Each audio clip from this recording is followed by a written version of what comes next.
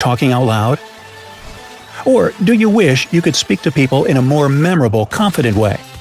Thanks to the science of psychology, there are little things you can do to help control your relationships and even how people perceive you. And you don't need any magical powers to make it happen. Just good old-fashioned mind tricks. Let's count it down from number 10. Find out if someone is secretly looking at you.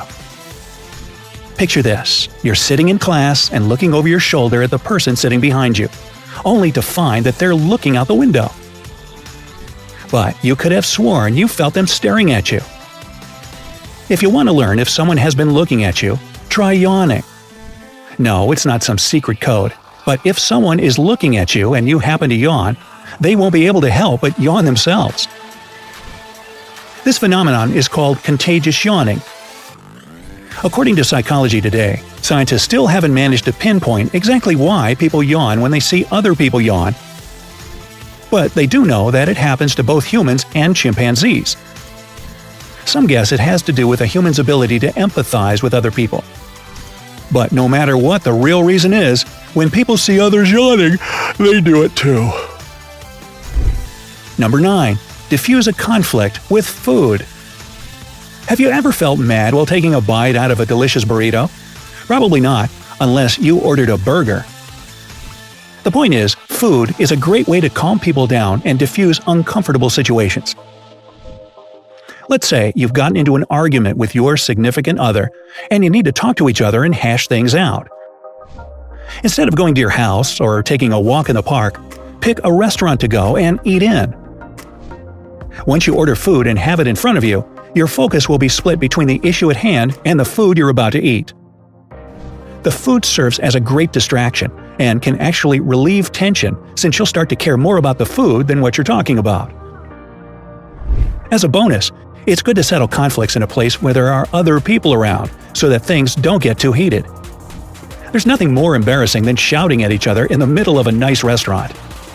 Even if you're on an awkward first date with someone and not fighting, food can serve as a great icebreaker. Focusing on that chicken on your plate is way more comfortable than gazing into a stranger's eyes all night. Number 8. Get someone to tell you more.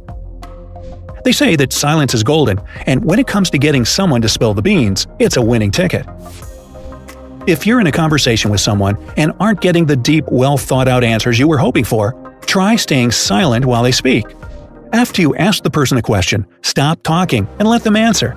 When there's silence, the other person is more likely to talk and fill the gap, and will probably say more than they would if you were to interject.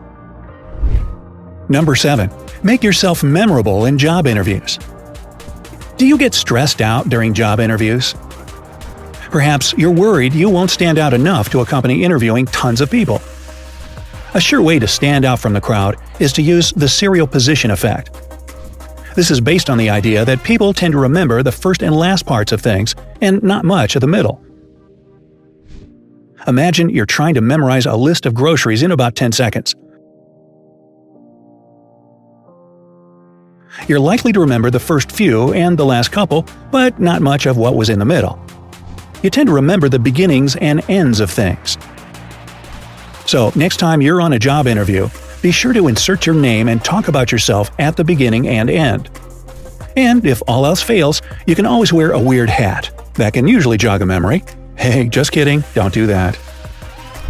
Number 6. Form stronger bonds with people. Do you remember feeling close to your teammates back on the soccer or baseball team in grade school? That's because being active with someone can help you form stronger bonds more quickly. So, if you're in a new relationship or starting a friendship with someone, instead of going to the movies or out to eat, try doing an activity together that can get your blood pumping, perhaps rock climbing or even an amusement park. When you get your adrenaline going and blood pumping, your body releases endorphins. This then puts you in a better mood and makes you more enthusiastic about whatever you're doing, in this case, getting to know someone. 5. Control people's assumptions about you. First impressions are a big deal. Whether you're meeting a new people at a party or introducing yourself to your future boss. But there's a way you can actually control a stranger's first assumptions about you. While you're talking and getting to know each other, try to point out something you both have in common. Maybe you grew up in the same town, or you both have the same alma mater. By doing this, the person you're speaking to will base their assumptions off this commonality. Since it's related to them, their assumptions of you will be more positive. This is known as the halo effect. While this requires a bit of effort in the conversational skills department, it's a lot better than shouting, like me, at someone you just met. Number 4. Make someone feel like they're important. There are a couple of ways to do this. Be sure to use their name when you're first speaking to them. When you meet someone for the first time at a party or work event, say their name right after they introduce yourself. Hi Jill, nice to meet you. Now continue to use their name as you carry on a conversation. This will make them feel like you're engaged in a conversation with them, and in turn will make them feel important.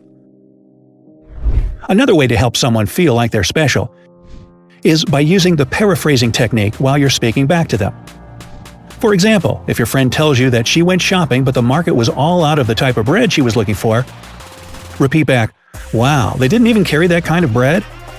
Paraphrasing what they just said back to them lets them realize you're really listening to what they're saying. 3. Get someone to help you do something. Sometimes you need to ask friends or family members for a favor. But these favors aren't always fun, which makes their willingness to help you less likely. Say you need someone to feed your cat for a couple of days while you're out of town.